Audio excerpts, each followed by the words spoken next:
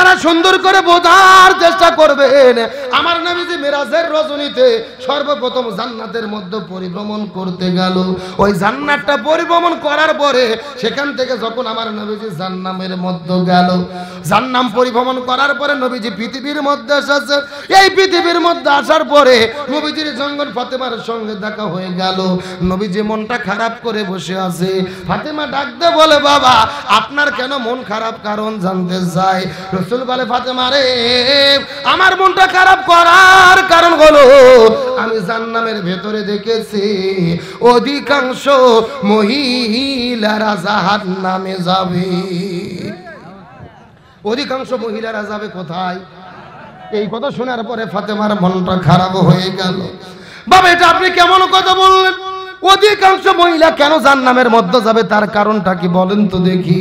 এমন সময় রাসূল লাগতে বলে, ফাতেমা রে, অধিকাংশ মহিলা জান্নামের মধ্যে যাবে এর পেছনে অনেকগুলো কারণ রয়েছে। তার ভেতরে প্রধানত কারণ হলো দুইটা। জোরে বলেন কয়টা? আরো জোরে। ফাতেমা কান্না করতে করতে ডাকতে বলে, বাবা কোন দুইটা কারণে অধিকাংশ মহিলারা জান্নামের মধ্যে যাবে একটু বলেন তো দেখি। এমন সময় রাসূল ডাকতে বলে, ফাতেমা রে, এই দুইটা কারণের ভেতরে প্রথম নম্বর কারণ হল যেই মহিলাগুলো পর্দার বিধান মেনে চলে না, মাথার চুলগুলো বের করে আদ্রা পাঁজরা বের করে বেপর্দা অবস্থায় রাস্তাঘাটে ঘোরাফেরা করে, এই সমস্ত মহিলাগুলো জান্নামের মধ্যে যাবে। তার মানে বোঝা গেল বেপর্দা নারী যারা জাহান্নামে যাবে তারা। এ শূন্যস্থান পূরণ বোঝেন না? চিৎকার করে বলেন, বেপর্দা নারী যারা। কে রে, পর্দার মিছিল করতেও কি ভয় লাগে যে বইয়েরা রাগ করবে ওখান থেকে নাকি? চিৎকার করে বলেন, বেপর্দা নারী যারা। এখন বলেন তো দেখি, বেপর্দা নারী নওগাঁর মধ্যে আছে না নাই? এ চাচা আছে না নাই? আমি কি কিছু বলবো? এ যুগের নারীদের ধরন বলিতে লাগে শরম সকাল বেলা, আর সকাল বেলা বরকা পরে, বিকেল বেলা ওড়না নাই দাদা ভাই, ডিজিটাল দেশ বুঝিয়ে টাই। কথা কোন, কথা কোন? দেখবেন সকালে এমন ভাবে বরকা পরেছেন আর কোনো বুদ্ধি, আবার বিকেলে বরকা তো দূরের কথা, শরীরে ওড়না পর্যন্ত থাকে না। আর ওড়না যদি দেয়, আমার দিকে তাকান, এরকম শুধু পেঁচাই পেঁচাই একেবারে পেঁচে পেঁচে দড়ির মতো চেকন করে গলার মধ্যে দিয়ে পিছন দিক দিয়ে ফেলে দেয়। আচ্ছা বলেন তো দেখি, পেছনে ঢাকার কি কিছু আছে? এটা পর্দা না বাটপারি? আরে নারী হলো ঘরের শোভা, স্বামীর সেবা করে। এখন উল্টো দেখি নারীরা সব স্বামী কি ধরে মারে। ঠিক? কারা কারা বইয়ের হাতে মার খাচ্ছেন হাত উঠান তো দেখি। এ উঠান উঠান, একজন রে, ওর বই নাই। ও বিয়ে করার আগে ডানা পার কাছে মার খাওয়া শুরু করছে রে। আমার ভাইরা আসেন না, শোনেন, এই সমাজে যেরকম অধিকাংশ স্বামী দিনে কিংবা রাতে বইয়ের কাছে মার খাইয়ে বসে আছে, কিন্তু লজ্জাতে বলে না। কিন্তু আমাদের সমাজে যেরকম স্বামীকে মারা বউ আছে, একই রকম ভাবে বউকে মারা স্বামী আছে না নাই? এমনও স্বামী আছে ভোগ গরুর মতো পিঠে। বলেন কিসের মতো? হাতের মধ্যে একটা লাঠি নিয়ে ভোগ মারা শুরু করছে, বলছে তুই আব্বা না বলা পর্যন্ত তোর মায়ের বন্ধ হবে না। বউ মার সহ্য করতে না পারে, বলছে আব্বা। পরের দিন ওই শয়তান হুজুরক ফোন দিয়ে বলতেছে, হুজুর বউ তো আব্বা বলছে, ফতুয়া কি? আমি বললাম ফতুয়া পরে, আগে তোর বাটাম ফাটান লাগবে। কথা কর না কে? তার কারণ বলেন তো দেখি, বউকে কি মারা যাবে? কে বলে মারা যাবে না? বউকে কখন কখন মারা যাবে আমি কি হাদিস থেকে বলবো? আমার দিকে তাকান। বউ যদি শরীয়ত বিরোধী কাজ করে, ইসলাম বিরোধী কাজ করে, জিনা ব্যভিচার করে, স্বামীর আনুগত্যের বাইরে কাজ করে, তখন বউকে মারা যাবে। এখন মারবেন কোথায় কোথায়? আমার দিকে তাকান। মাথা বাত, মুখ বাত, পেট বাত, পিঠ বাত, কোমর বাত, মাজা বাত, হাঁটুর থেকে শুরু করে নিচ পর্যন্ত। কথা কি বুঝেছেন? আর যেই ব্যাত দিয়ে মারবেন, এই ব্যাতের পরিমাপ হবে 1 বিকের অর্ধেক, মানে 1 মুষ্টি। এই ওয়াজ আমি গত বছরে গাইবান্ধা জেলাত করেছি। একটা যুবক বলতেছে, হুজুর 1 মুষ্টি ধরবো কি আর মারবো কি? তখন আর একজন বলতেছে, হুজুর ধরার পরে যদি কোনো মতো মাথা বার হয়ে থাকে, ওই মাথাকে ঘুতো দেবো হুজুর। এরকম বাটপার আছে না নাই? ও তাও ভোগ মারবে। এখন বলেন তো ভোগ মারলে কি বউ ঠিক হবে না? রাসূল বলেছেন মহিলাদের সৃষ্টি করা হয়েছে বাম পাদরের বাঁকা হার দিয়ে। জোরে বলেন কি হার? এখন বাঁকা হারক যদি হাতুড়তে মারে সোজা করতে চান সোজা হবে? ভেঙে মুচকে যাবে। এই জন্য বউদেরকে মারে নয়, বউদেরকে ভালোবাসা দিয়ে সোনা ময়না কলজে টিয়ে পাখি বলে আপন করতে হবে। জোরে কোন সুবহানাল্লাহ। মেয়ে মানুষ যা খুশি হয়েছে ভাই, যেই রকম হুজুরি তো দরকার। তাহলে চিৎকার করে বলেন বেপরদা নারী যারা, আরো জোরে বলেন বেপরদা নারী যারা। আমার প্রিয় বন্ধুগণ মুসলমান ভাইরা গভীর মনোযোগ। এই কথা শোনার পরে ফাতেমা কান্না করতে করতে রাসূলের কাছে জিজ্ঞেস করে বলেন বাবা আপনি বললেন দুই প্রকার মহিলারা জাহান্নামে যাবে, তার মধ্যে প্রথম নম্বর প্রকার হলো যারা বেপরদা নারী তারা জাহান্নামে যাবে, দুই নম্বর কারা জান্নাতে যাবে বলেন তো দেখ। রাসূল বলে ফাতেমা রে দুই নম্বর হলো ওই সমস্ত মহিলাগুলো যেই মহিলাগুলো স্বামীর খেদমত করে না, স্বামীর কথা মতো চলে না, স্বামীর কথা মতো জীবন চালায় না, ওই মহিলাগুলো জাহান্নামের মধ্যে যাবে। তার মানে বোঝা গেল স্বামীর অবাধ্য স্ত্রী যারা জাহান্নামে যাবে। চিৎকার করে বলেন বেপরদা নারী যারা, স্বামীর অবাধ্য স্ত্রী যারা। এই জন্য রাসূল বলেছেন মহিলাদের জন্য চারটা আমল করতে হবে। এক নম্বর নামাজ, দুই নম্বর রোজা, তিন নম্বর স্বামীর খেদমত, চার নম্বর পর্দা। রাসূল বলেন চারটা আমল যদি কোনো মহিলা করতে পারে আল্লাহ তাদের জন্য একটা জান্নাতের দরজা খুলে দেবে। এই চারটা জান্নাতের দরজার ভেতরে যেই দরজা পছন্দ ওই দরজা দিয়ে তারা জান্নাতে চলে যাবে। কষ্ট হচ্ছে নাকি আপনাদের? মন খারাপ করতেছেন? এ নওগাঁর মুসলমান গভীর মনোযোগ বোঝার চেষ্টা করবেন। এতক্ষণ পর্যন্ত মজা করে করে আনন্দ করে করে অনেক আলোচনা আপনাদের মধ্যে শোনাইছি। আমি আর 5টা মিনিটের ভেতরে একটা মেসেজ আপনাদেরকে দেওয়ার পরে বিদায় নিয়ে চলে যাওয়ার চেষ্টা করব। কেমনে স্বামীর খেদমত করা লাগবে মা বোনদেরকে লক্ষ্য করে একটা মেসেজ দিয়ে বিদায় নিয়ে চলে যাব। আমার নবীজির প্রথম বিবি ছিল, বলেন তো বিবিটার নাম কি? বিবি খাদিজাতুল কুবরা রাদিয়াল্লাহু তাআলা আনহা। নবীজির বিবি খাদিজা একদিন আসর নামাজ পড়ে আমার নবী আস্তে করে মসজিদ থেকে বের হওয়ার পরে ঘরের মধ্যে চলে গেল। ঘরের মধ্যে যাওয়ার পরে লক্ষ্য করে দেখে বিবি খাদিজা মাটির মধ্যে গড়াগড়ি দিয়ে হাউমাউ করে করে করে করে কান্না করে দিছে। আমার নবী খাদিজা কান্না করে দেখে জিজ্ঞেস করে বলেন খাদিজা মাটির মধ্যে তুমি পড়ে থেকে হাউমাউ করে করে করে করে তুমি কেন কান্না করো? তোমার কান্নার কারণ জানতে চাই। খাদিজা বলে ইয়া রাসূলুল্লাহ আমার কান্না করার কারণ হলো আসর নামাজ পড়ে আমি যখন দু চোখ বন্ধ করেছি, দু চোখ বন্ধ করার সাথে সাথে অন্ধকার কবর আমার চোখের সামনে এসে হাজির হয়ে গেছে। চোখ বুঝিলে দুনিয়ায় আন্ধার, কিসের টাকা কিসের বাড়ি কিসের জমিদার,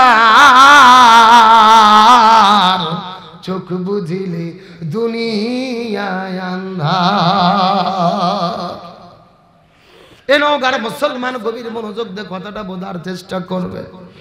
যখন আমাদের দু চোখ খোলা থাকে মনে হয় গাড়ি আমার, বাড়ি আমার, ওই জমি আমার, ওই সম্পদ আমার, ওই ছেলে আমার, ওই পুকুর আমার। আসলে কিছু আমার না রে। দু চোখ বন্ধ করলে অন্ধকার কবর ছাড়া কিছুই চোখের মধ্যে পড়ে না। লক্ষ্য করে দেখে আমাদের মধ্যে কারো বা বাবা বিদায় নিয়ে চলে গেছে, কারো বা মা বিদায় নিয়ে চলে গেছে, কারো বা দাদা দাদি অন্ধকার কবরের ভেতরে।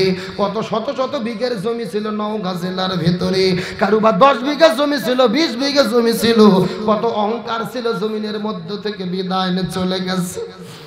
কত অত্যাচারী বাদশা জমিনের মধ্যে ছিল, ফিরাউন চলে গেছে, নমরুদ চলে গেছে, আবু জেহেল জমিনের মধ্য থেকে বিদায় নিয়ে চলে গেছে। এত অত্যাচারী বাদশা ছিল যাদের জুলুমের কারণে এই জমিনের মধ্যে গরু ছাগল পর্যন্ত তাদের ভয় পেত, অথচ তারা কবরের মধ্যে শুয়ে আছে। ওই গরু ছাগলগুলো কবরের উপরে ঘাস খায়, একটা মাত্র তাড়িয়ে দেওয়ার মতো তাদের আর কোনো শক্তি নাই।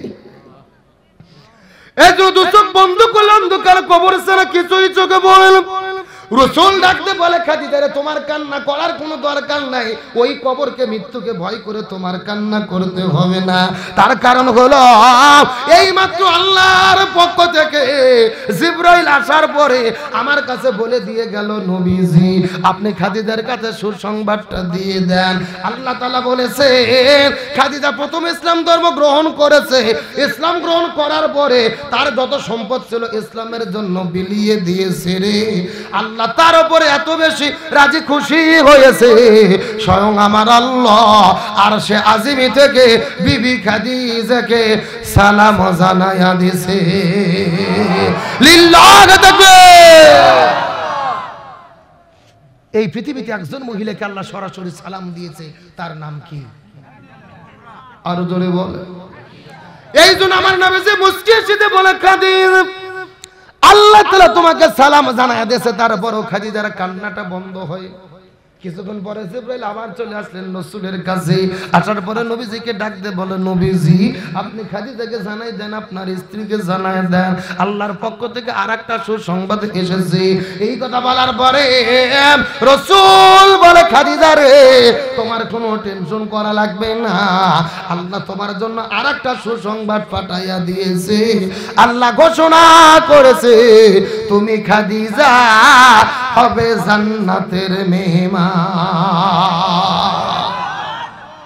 আমি নবী না চিনিলাম কি ভুল করিলাম, আমি নবী না চিনিলাম কি ভুল করিলাম, ভস্মে ঢালিলাম ঘি মানুষ হইয়া জন্ম লইয়া মানুষের করিলাম কি, আমি মানুষ হইয়া জন্ম লইয়া মানুষের করিলাম কি। আমার নবীজি কান্না করতে করতে ডাকতে বলে রে খাদিজা তুমি কান্না করো না, আল্লাহ তো তোমাকে জান্নাতের মেহমান বলে ঘোষণা দিয়েছে, তোমাকে জান্নাতি বলে ঘোষণা করে দিয়েছে। খাদিজা তারপরেও কান্নাটা বন্ধ করে না, কান্না করতে করতে বলে ইয়া রাসূলুল্লাহ ওই কবরকে বড় আমার ভয় হয়, ওই কবরকে আমি বড় ভয় করি। ইয়া রাসূলুল্লাহ আমি পৃথিবী থেকে বিদায় নিয়ে চলে যাব, তবে আমার মৃত্যুর পূর্বে আপনার কাছে তিনটে ওসিয়ত করতে যাই, এই তিনটে ওসিয়ত আপনি পূর্ণ করার চেষ্টা করবেন। নবীজি কান্না করতে করতে বলে রে খাদিজা তুমি আমার কাছে জীবনে কোনোদিন কিছু চাও নাই, তুমি ছেলে মক্কার সবচাইতে ধনবতী রমণী, আমাকে তুমি বিবাহ করার পরে তোমার যত সম্পদ ছিল ইসলামের জন্য বিলিয়ে দিয়েছো, জীবনে কোনোদিন তুমি আমার কাছে কোনো কিছু চাও নাই। আমার নবীজি জন্মের আগেই তার বাবা বিদায় নিয়ে চলে গেছে, নবীর জন্মের 6 মাস পরে তার মা পৃথিবীর মধ্যে থেকে বিদায় নিয়ে চলে গেল। নবী চলে গেলেন তার দাদার কাছে, দাদাও বিদায় নিয়ে চলে গেল। নবী চলে গেলেন তার চাচার কাছে, চাচার কাছে বড় হতে হতে চাচাও বিদায় নিয়ে চলে গেল। তারপরে খাদিজার সঙ্গে নবীজির বিবাহ হলো। তারপরে আমার নবীজি খাদিজার কাছে যাওয়ার পরে আশ্রয় পেয়েছে। শিশুকালে মইরা গেছে মা, গর্ভে থাকতে মরছে পিতা, নবী চোখে দেখিলেন না। আমায় কে করিবে লালন পালন, কে দিবে সান্ত্বনা, এই দুনিয়ার বড় এতিম নবী ছিলেন একজনা। আমার নবী যে পৃথিবীতে এতিম অবস্থায় পৃথিবীতে আগমন করেছে।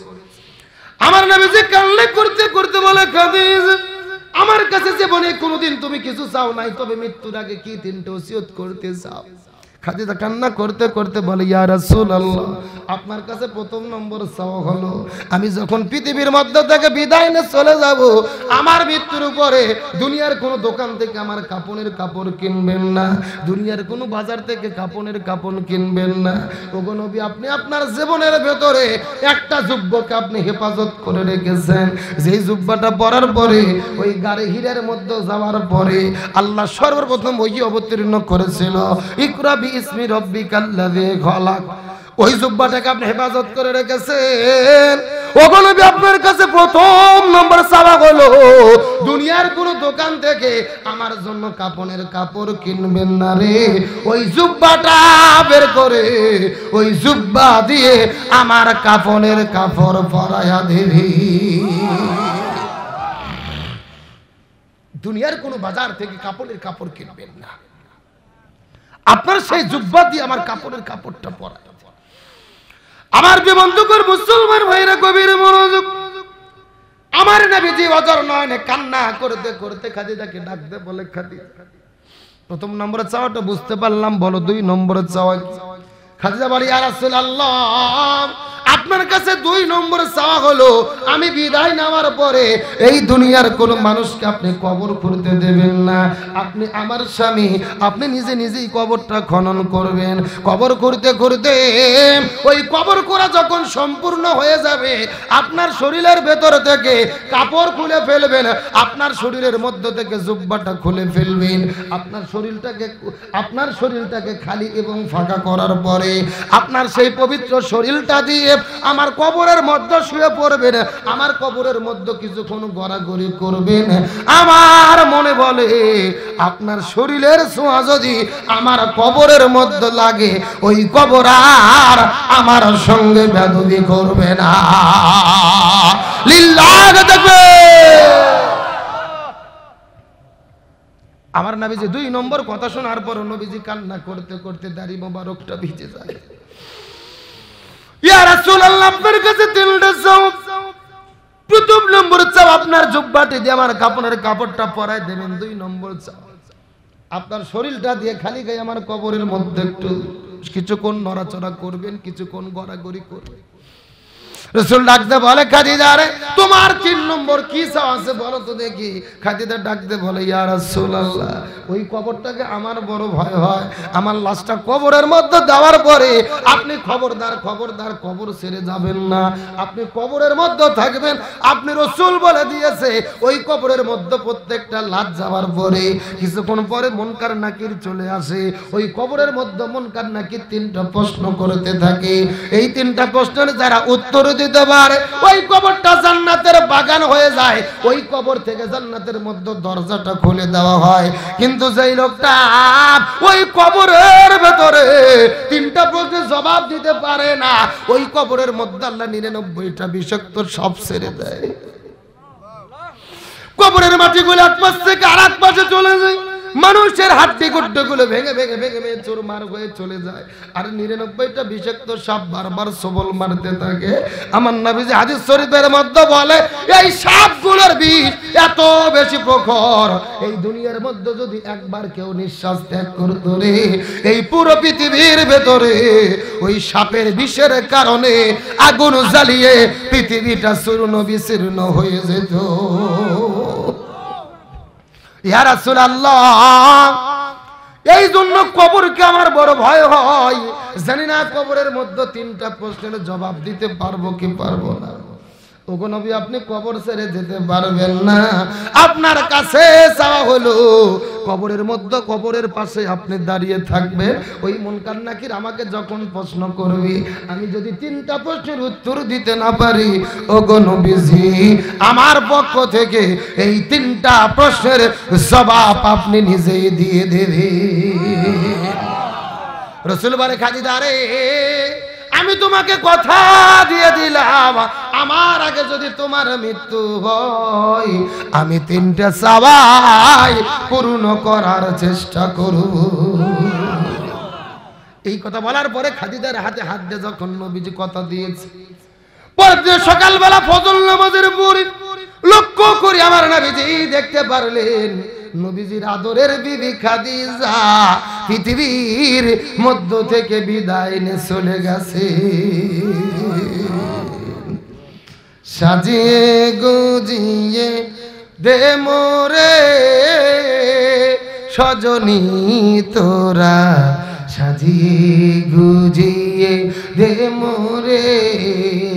সবাই বলেন, সাজিয়ে গুজিয়ে দে মোরে সজনী তোরা, সাজিয়ে গুজিয়ে। বড়ই পাতার গরম জলে শোয়ায়া মশারির তলে বরই পাতার গরম জলে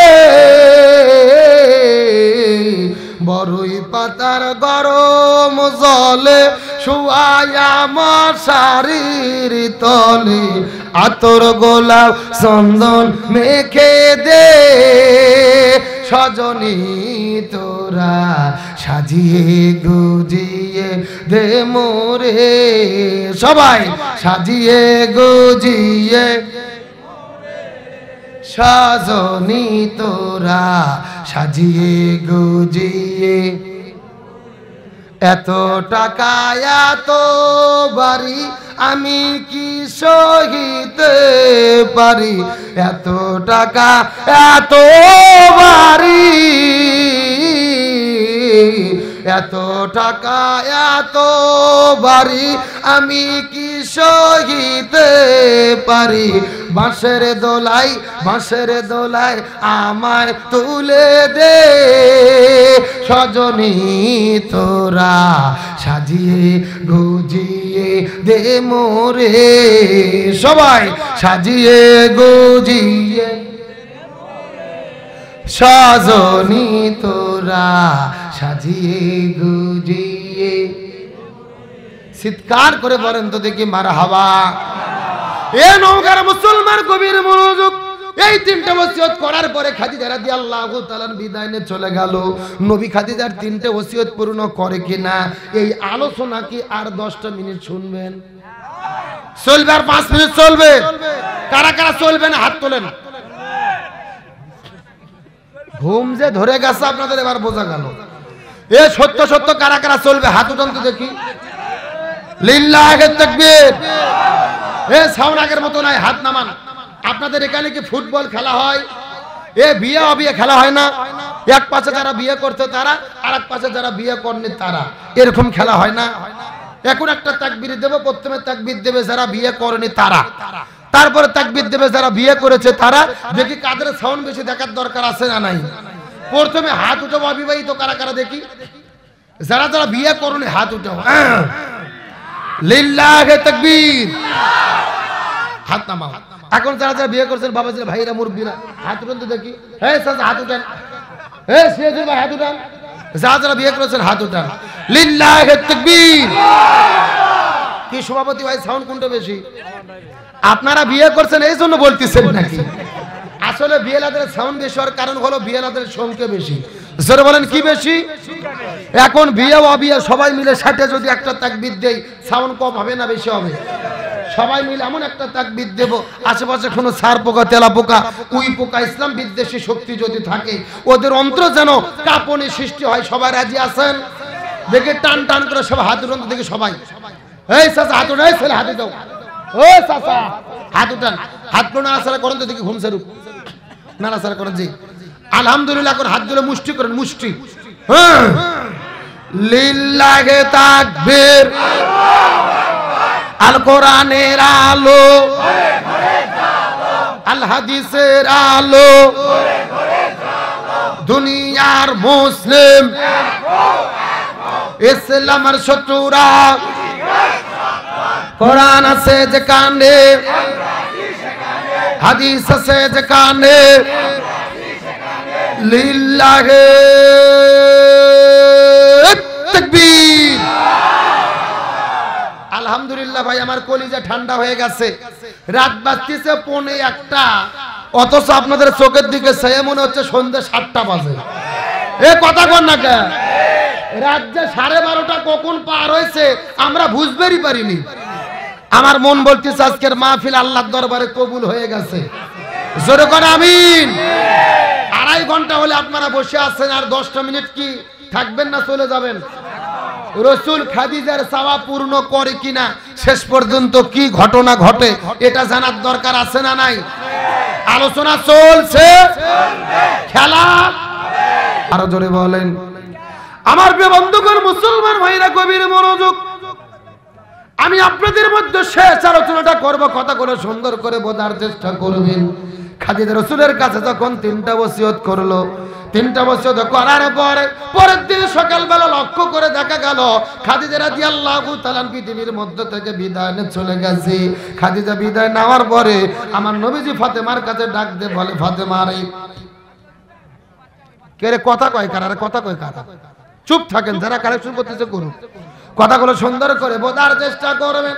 খাদিজা যখন পৃথিবীর মধ্য থেকে বিদায় নিয়ে চলে গেছে, এমন সময় আমার নবীজি ওই পুরাতন জুব্বাটা বের করার পরে খাদিজা ফাতেমাকে দেওয়ার পরে রাসূল ডাকতে বলে, ফাতেমা রে, এই জুব্বাটা তোমার মায়ের শরীরের মধ্যে পরাইয়া দাও। এই জুব্বাটা পরানোর পরে তোমার মায়ের দাফন কাফনটাকে সম্পূর্ণ করা হবে। ফাতেমা কথাটা শোনার পরে কান্না শুরু করলেন। বাবা, এটা আপনি কেমন কথা বললেন?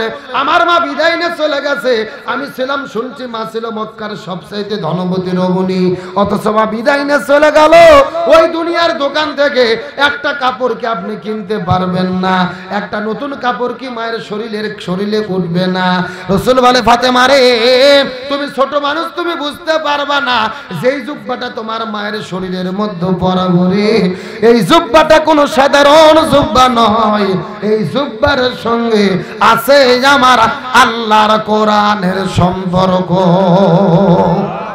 লিল্লাহি তাকবীর। কোরআনের সাথে কিসের সম্পর্ক? জুব্বার সঙ্গে কার সম্পর্ক? কোরআনের। আর কোরআনের সঙ্গে যার সম্পর্ক থাকে তার সম্মান আছে কার কাছে? আরো জোরে বলেন। এ নওগাঁর মুসলমান, গভীর মনোযোগ, শেষ কথাটা শোনেন। এই নওগাঁ জেলার মধ্যে একটা গাছ কাটার পরে, গাছটা ভাড়ার পরে, গাছ থেকে কাঠ বের করার পরে তিনটে জিনিস বানাইছে। চিৎকার করে বলেন তো দেখি, কয়টা জিনিস? গাছের কাঠ ভাড়ার পরে একই গাছের কাঠ দিয়ে তিনটা জিনিস বানাইছে। একটা হলো খাট, দাম হলো 50,000 টাকা। একটা হলো সোফা, দাম হলো 30,000 টাকা। খাট আর সোফা বানানোর পরে কোরআন যার উপরে রাখে তার নাম কি? রিহাল। এই রিহাল বানাইছে, দাম হলো মাত্র 20 টাকা। গভীর মনোযোগ দিয়ে বোঝার চেষ্টা করবেন। একটা মানুষ বাজারে যাওয়ার পরে খাটও কিনেছে, সোফাও কিনেছে, রিহালও কিনেছে। তিনটা জিনিস আগে ঘরের মধ্যে রাখা হয়েছে। 10 বছর পার হয়ে গেছে, এই তিনটা জিনিসের মধ্যে গল্প চলতেছে। সোফা ডাকতে বলে, খাট ভাই, তোমার এখন অবস্থা কি বলো তো দেখি।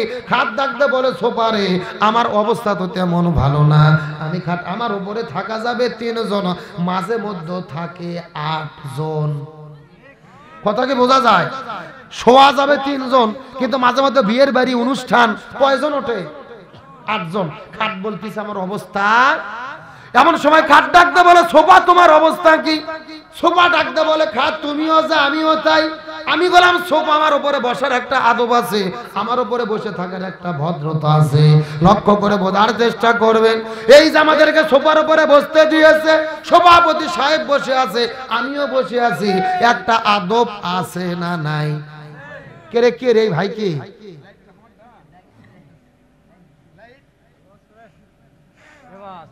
মাইক নেবেন? চাচা মাইক নেবেন?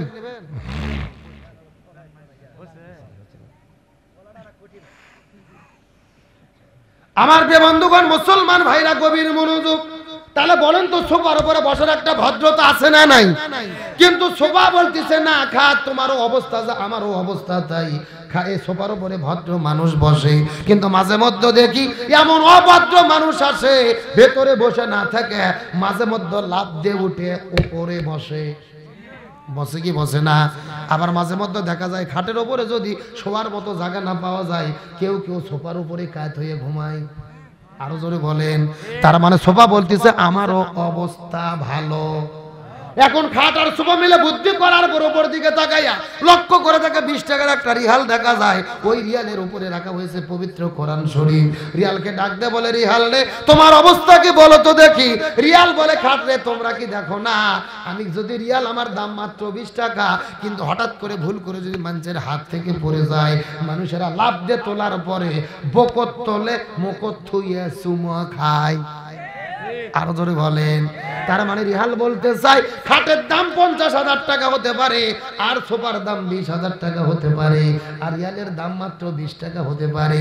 রিয়াল ডাকতে বলে, খাট আর সোফা রে, তোদের দাম 50,000, তোদের দাম 20,000, 30,000 হতে পারে, কিন্তু তোদের কোনো সম্মান নাই। আমার দাম মাত্র 20,000 টাকা, 20 টাকা হতে পারে, কিন্তু আমি রিয়াল আল্লাহ তাআলা আমাকে সম্মান দান করেছে রে। এর কারণ হলো আমি রিয়াল, আমার সঙ্গে আল্লাহর কোরআনের সম্পর্ক। লিল্লাহি তাকবীর। তার মানে বোঝা গেল যাদের সঙ্গে কোরআনের সম্পর্ক তাদের সম্মান বাড়ায় দেয় কে? আপনাদের গ্রামের মধ্যে পুলিশ আছে, ডিসি আছে, এসপি আছে, 50,000 টাকা আমার চাকরি করে, এইরকম লোক আছে না নাই? কিন্তু এই লোক রাস্তা দিয়ে হেঁটে গেলে তাকে কেউ সালাম দেয় না, তাকে কেউ সম্মান করে না। অথচ আপনাদের মসজিদের হুজুর আছে, ইমাম আছে, খতিব আছে, মাত্র 3,000 টাকা বেতন, তারপরও 6 মাস বাকি, রাস্তা দিয়ে যদি হেঁটে যায় সালামের জবাব দিতে দিতে হুঁশ পায় না। তার মানে বোঝা গেল হুজুরের বেতন কম হতে পারে, হুজুরের জামার দাম কম হতে পারে, কিন্তু হুজুরের সম্মান আছে মানুষের কাছে। এর কারণ হলো আলেমদের সঙ্গে আল্লাহর কোরআনের সম্পর্ক। এই জন্য আমার নবীজি খাদিজাকে ডাকতে বলে খাদিজা, ফাতেমাকে ডাকতে বলে ফাতেমা। এই জুব্বাটাকে সাধারণ জুব্বা মনে করবি না রে, এই জুব্বার সঙ্গে রয়েছে আমার আল্লাহর কোরআনের সম্পর্ক। এই কথা বলার পরে জুব্বাটা দিয়ে খাদিজার কাপড়ের কাপড় পরায় দেওয়া হলো। আমার নবীজি কবর করতে করতে করতে করতে কবর করা শেষ হয়ে যাওয়ার পরে নবী আস্তে করে কবরের মধ্যে নামলেন, নিজের জুব্বাটা খোলার পরে কিছুক্ষণ গড়াগড়ি করলেন। আমার নবী নিজে হাতে খাদিজার লাশটাকে নিয়ে কবরের মধ্যে নামানোর পরে কবর দেওয়া শেষ হয়ে গেছে। আসরের পর থেকে নবীজি কবরের কাছে বসে আছে। আসর নামাজ পড়া হয়ে যায়, মুনকার নাকির আসে না। মাগরিবের নামাজ পড়া হয়ে যায়, মুনকার নাকির আসে না। এশার নামাজ পড়া হয়ে যায়, মুনকার নাকির আসে না। আমার নবীজি হযরত নয়নে কান্না করতেছে। রাত যখন 9টা 10টা বেজে গেল, আল্লাহর পক্ষ থেকে জিবরাইল আসার পরে বলে, ইয়া রাসূলুল্লাহ, আপনি খাদিজার জন্য কান্না করবেন না। এই খাদিজা ইসলাম ধর্ম গ্রহণ করার পরে আল্লাহ তত সম্পদ দান করেছিল, মুসলমানদের জন্য সবগুলো সম্পদ বিলিয়ে দিয়ে গেছে। আর আমার আল্লাহ খাদিজার প্রতি এত বেশি রাজি খুশি হয়ে গেছে, আমার আল্লাহ তাআলা ওই খাদিজার পক্ষ থেকে 3টে প্রশ্নের জবাব আল্লাহ আরশে আজিম থেকে দিয়ে দিয়েছে। লিল্লাহি তাকবীর। তাহলে খাদিজার সম্মানটা বেড়ে গেল রাসূলের সঙ্গে সম্পর্কের কারণে। বর্তমানে বাংলাদেশের ভেতরে রাসূল কিন্তু বেঁচে নেই, আলেম ওলামা কিন্তু বেঁচে আছেন। আল উলামা ওয়ারাসাতুল আম্বিয়া, আলেম গুণগুলো নবী গুণের ওয়ারিস। এই জন্য জমিনের ভেতরে কোরআনের সঙ্গে সম্পর্ক রেখে, আলেমদের সঙ্গে সম্পর্ক রেখে, ইসলামী আন্দোলনের কর্মীদের সঙ্গে সম্পর্ক রেখে এই জমিনের মধ্যে দিন প্রতিষ্ঠার কাজ করব। প্রয়োজনে ঈমানের পরীক্ষা দেব, তারপর বাতিলের কাছে মাথা নত করব না। কারা কারা রাজি আছেন দুটি হাত আল্লাহকে তুলে দেখা। ঈমানের পথে অবিচল থেকে আমার মরণ যেন হয়। সবাই ঈমানের পথে অবিচল থেকে আমার মরণ যেন, সকলে বলেন আমিন।